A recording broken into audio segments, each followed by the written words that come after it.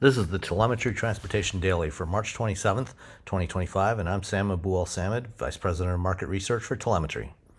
U.S. President Donald Trump has announced that next Wednesday, April 2nd, the U.S. will again attempt to impose tariffs on the auto industry.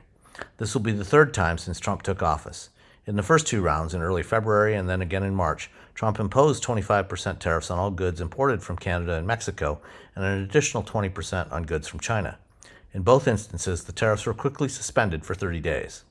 In the March round, it was decided that tariffs would be suspended for goods that were in compliance with the USMCA Free Trade Agreement, which includes many of the vehicles and parts sold or used in the United States. The tariffs set to go into effect next week are different.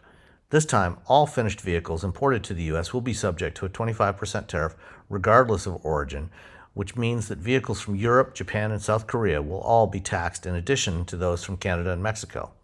That will eliminate the potential advantages that vehicles from those regions would have had under the previous tariff rounds. For vehicles that comply with the USMCA, the tariffs will be applied only to non-U.S. sourced content. For example, a Ford Maverick or Bronco Sport assembled in Mexico still has a significant U.S. sourced components, such as the powertrains.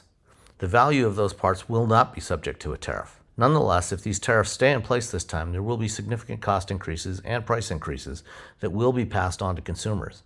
Automakers will likely spread the cost across all vehicles regardless of where they are built, and that will probably amount to at least a 15% price increase, or an average of $6,000 to $8,000 per vehicle for as long as the tariffs are in place.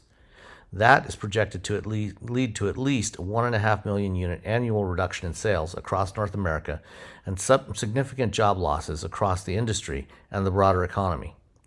Thanks for listening, and I'll be back tomorrow.